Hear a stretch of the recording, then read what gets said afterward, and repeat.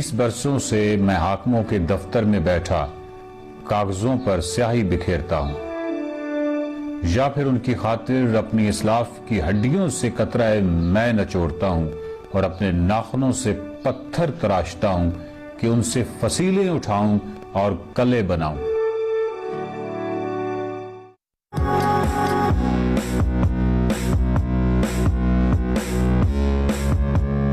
माजी में हम जब भी हुंजा जाते तो गुलमित में सड़क पर एक बोर्ड देखते, जन्नत वुल्किन, और इत्तफाक देखिए कि काफी अरसा तक हम जन्नत वुल्किन न जा सके।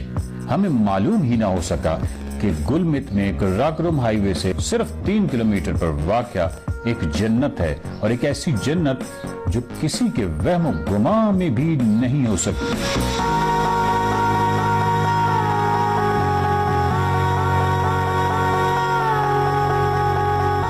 वुल्किन पहुंचते ही आंखों को यकीन नहीं आता। एक बहुत बड़ी प्यालानुमा वादी कह लें या एक बहुत बड़ा स्टेडियम तस्वुर कर लें, जहां खेल का मैदान खेत है और इस बड़े खेत मैदान के चारों ओर किनारों पर घर तमाशाई हैं। कहा जाता है कि यह प्याला असल में ग्लेशियर की एक झील थी। वुल्किन की मालूम तारीख 700 साल पुरानी है, लेकिन बहुत से शवाहिद ऐसे हैं जो माहिरीन आसार कदीमा ही बता सकते हैं कि इन आसार की तारीख किस कदर पुरानी है। आज मैंने एक बहुत ही अच्छा फैसला किया, और ये फैसला ये किया कि वुल्किन मैंने दोबारा आना था। यहाँ पे आपको एक आर्कियोलॉजिकल एक साइट दिखानी थी जो कि ओल्ड हाउस है, और उसमें कार्विंग, और वो बहुत ही इंपॉर्टेंट और बहुत ही एक मुख्तलिफ चीज़ है, वो आपको दिखानी थी। लेकिन क्योंकि इतनी संजीदा बात हमने आयशा करनी थी, तो इसी वजह से हमने फैसला किया कि ज़ीशान जुनेद को पस्सू में छोड़ के आए, और वो पस्सू में उनको कहा है कि आप 3-4 गज़लें लिखें गज़ल के नाम पे, कुछ शायरी करें गज़ल के नाम पे, उनको याद करें और मुख्तलिफ पस्सू के लोगों से इस बाबत गुफ्तगू करें। इतनी देर में हम एक बड़ी संजीदा सी नहीं, उनको तो संजीदा नहीं कहा था, उनको तो हमने कहा था कि बस हम आ रहे हैं। तो आयशा, अभी हम क्या करने जा रहे हैं? अभी हम चलते हैं सोल्ड हाउस की तरफ, और हाजी करीम साहब हमारे साथ हैं, ये हमें सारा गाइड करेंगे और उसके मुतालिक बताएंगे भी, तो हम इनके साथ चलते हैं। करीम साहब सर, ये हाजी साहब ने दरवाजा खोला है, और एट अ टाइम एक ही वक्त में आप दोनों टेक्नोलॉजीज देख सकते हैं। एक तो ये जो मॉडर्न टेक्नोलॉजी हम इसको कह सकते हैं, यानी ताला लगा हुआ है, लेकिन जो असल टेक्नोलॉजी है ना, वो ये है देखने वाली। ये बेसिकली लॉक है, मतलब उसको, हाँ, ये इस तरह करके लॉक है। ये उन्होंने लॉक खोला है, और फिर हम अंदर जा रहे हैं। अच्छा, ये क्या है सर जी? ये इस पे चिरागदान हम कहते हैं रोशनी के लिए, और ये 2 सतून हमारे चेंज हुए हैं, और आप देख रहे हैं कि 2 बिल्कुल डिफरेंट है। ये क्योंकि कहते हैं कि उस वक्त के अमीर ने लेके गए हैं, या इस्लामाबाद के किसी म्यूजियम में, या कहते हैं कि जर्मनी में किसी को डोनेट किया हुआ है। ये या तो इस्लामाबाद में होंगे ये 2 सतून, या तो जर्मनी में। अदरवाइज ये ऐसे ही सतून थे, ऐसे ही थे, सारे ऐसे हो सकता है उन पे कोई और कहानी हो, हमें क्या पता। जी बिल्कुल। लेकिन ये चिराग जो है, हाँ, वाह वाह वाह, क्या बात है। यानी इस चिराग से रात को इतनी तवील गुलकिन की जो सर्द रातें थी, जो गुजरने में ना आती होंगी, कैसे यहाँ चिराग जलता होगा।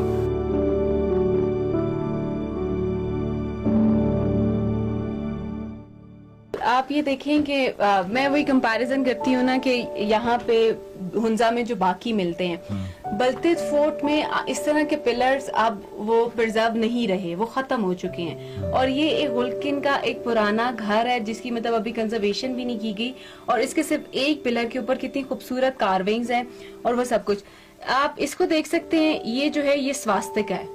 अच्छा, ये जो यूं करके और फिर यूं करके, जी बिल्कुल ठीक है। ये स्वास्तिक है जो कि हिंदुइज्म में बहुत ज्यादा वही बात है कि सबसे पहले बुद्धिस्ट आए, फिर जैनिस्ट आए, हिंदू आए, वो सारा कहीं ना कहीं उनका इन्फ्लुएंस आपको मिलता है। फिर एक जो ये खूबसूरत चीज है, जो ये बुद्धा का स्टूपा से, उससे आप इसको मतलब रिप्रेजेंट कर सकते हैं कि वो चीज बनाने की कोशिश की है।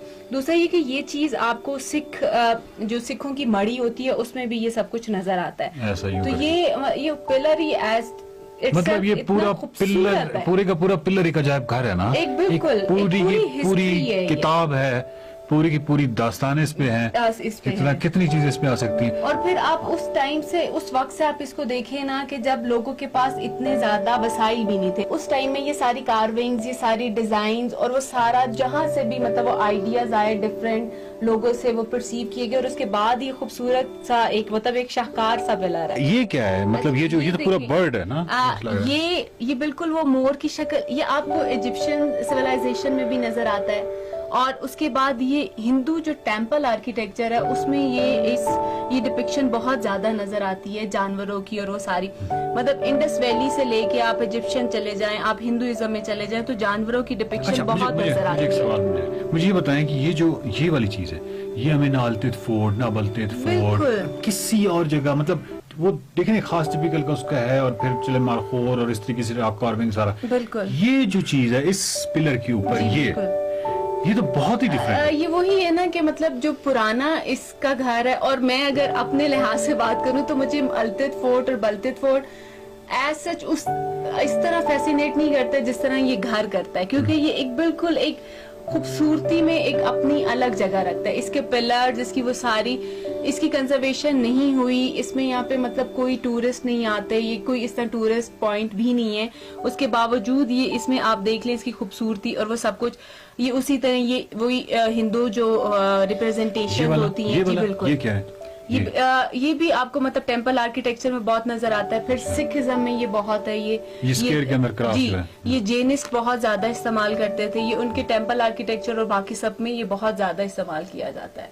और फिर ये इसको कहा जाता है पेंडेंटिव्स, ये वाला जी, मतलब ये उसको सपोर्ट देने के लिए, और उसके ऊपर भी इतनी खूबसूरत कार्विंग है, नक्शो निगार बनाए गए हैं, और मतलब लकड़ी का बेहतरीन किस्म का एक सवाल किया गया है। दूसरे इसमें ये कि ये जो सब कुछ है ये आगे चलता चलता आपको मुगल्स में भी नजर आता है, मतलब वो ही एक पूरी हिस्ट्री है आपको इस इलाके की कि यहाँ पे किस तरह जो भी मतलब उनकी इंस्पायरेशंस थी वो इस एक छोटे से घर में उन्होंने हर तरह से इस्तेमाल करने की कोशिश की हुई है। अच्छा, ये किसी वक्त में मतलब हम ये कह सकते हैं कि किसी अमीर आदमी का घर रहा है? बिल्कुल बिल्कुल, जिस तरह की, हाँ नहीं, आम आदमी का ये रहा भी नहीं, क्योंकि आप इस इलाके के सारे देखेंगे जिस तरह के हालात थे, सर्वाइवल, एक जंग लड़ी जा रही थी और हार्श वेदर था, उस लिहाज से ये एक मतलब जो आप उसको कहते हैं एरिस्टोक्रेटिक क्लास या कुछ इस तरह रॉयल फैमिली, उस टाइप का ये कोई घर है। अच्छा, ये बताएं कि ये जो इस चूल्हे के बाद ये वाला जो पिलर आता है, इस पिलर पे भी कोई खास चीज, मेरा मतलब कोई ऐसी चीज है जो कि बाकी पिलर्स में नहीं है, या ये वाला? अच्छा, इसमें भी देखें कि उसी तरह लेकिन डिफरेंट इमेज करती है, और ये वाला शायद अगर आपको याद आ रहा हो तो ये मतलब हिंदू आप कोई भी टेम्पल आप भी उनका लेटेस्ट भी देख लें तो इस तरह की वो मतलब उन पे शबी और इस तरह की बहुत सारी आपको शिकाल नजर आती हैं। फिर ये जो है ये सर्कल, अब अच्छा मैं अभी सर्कल नजर आया, पहले मैं समझा था अच्छा ये वाला। हाँ, ये बुद्धिज्म में होता है 8 नोबल ट्रुथ ऑफ बुद्धा। तो ये आपको मतलब जो बुद्धिस्ट साइट हैं उसमें ये सर्कल्स बहुत ज्यादा नजर आते हैं। हिंदुइज्म में और सिखिज्म में इसको चक्रा के नाम से भी कहा जाता है, और मतलब इसकी पूरी हिस्ट्री है, इसकी पूरी एक फिलोसफी होती है, और ये मतलब वही ह्यूमैनिटी बेस्ड और जिंदगी गुजारने के जो सारे तो ये मतलब उन्होंने जो उनके पास आइडियाज है वो हर यहाँ पे दोबारा वही स्वास्थ्य है और वो सब कुछ है, तो सारे इस मतलब। लेकिन आपका दिल नहीं दहल रहा कि इतनी कीमती तरीन चीज जो है वो इस वक्त अपना डायरेक्शन यूं कर चुकी है, हमें ऐसा लगता है जैसे अभी ये गिर जाएगी। बिल्कुल, तो ये कि ये गुलकिन थोड़ा सा केकेत से हट के ऊपर हो जाता है तो टूरिस्ट एसेट नहीं आते, उसकी वजह से भी ये अभी प्रिजर्व है। वरना अगर जिस तरह हमारे यहाँ वो आके और वो एक कौमी विरसे को तबाह किया जाता है, तो उससे पहले अगर इसकी कंजर्वेशन हो जाए तो ये बहुत बेहतरीन है। तो होपफुली AKCSP इस साल के आखिर तक या अगले साल तक अपना मतलब एक ज़हीन दिमाग, आप जिस तरह मुझे कह रही नहीं मैं बनाने वाले को कह रही हूँ, सॉरी क्रीम सॉफ्ट, अच्छा हाँ मतलब एक कैसा एक ज़हीन दिमाग और वो सब कुछ, और उस लिहाज से भी आप देखें ना कि कैसे खूबसूरत लोग, कौन से हाथ थे जिन्होंने इसको तराशा, जिसको कितनी मुश्किल वक्त में, कब कैसे ये पिलर यहाँ लेके आए होंगे, कौन ट्रांसपोर्टेशन क्या होगा, ट्रांसपोर्टेशन किसने यहाँ पे किया होगा, जब ये बना रहे होंगे तो उन मिस्त्रियों को या उन लोगों को खाना कैसे सर्व किया होगा, किस तरह खाना, कौन सा खाना, वो जो लोग थे जो यहाँ पे खाने खा रहे थे, वो लोग जो यहाँ पे ये बिल्डिंग बना रहे थे, उनके ज़हन में दुनिया का खदोखाल क्या होगा? मतलब वो क्या प्लेनेट अर्थ को बिल्कुल एक सरफेस समझते होंगे, चांद को क्या समझते होंगे, कायनात को क्या समझते होंगे? ये ऐसी फजूल बातें मैं कर रहा हूँ। चलें।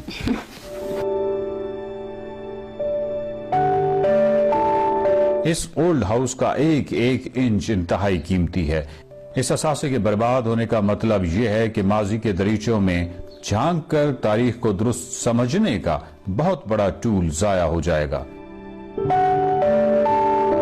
हम अभी गोलकिन के ओल्ड हाउस में ही थे कि मालूम हुआ जीशान जुनेद फसू से गोलकिन आ गए हैं। ताला देख के मैं रुक गया, क्योंकि ये ताले तो हैं, सोच पे ताले, अकल पे ताले, जात पे ताले, बात पे ताले, वादे पे ताले, ताले पे ताले।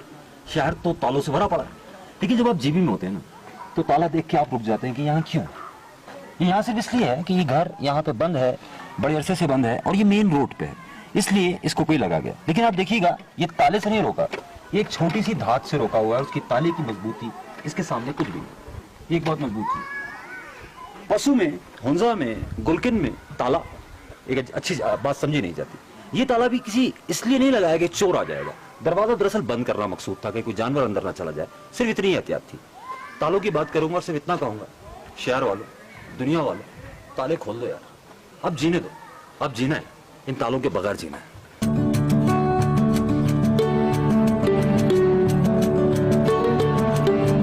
जीशान जुनेद से मुलाकात कीजिएगा अगली किस्त में कि गोलकिन के हवाले से बहुत कुछ है। गोलकिन को चंद एक साथ में समोना मुश्किल काम है।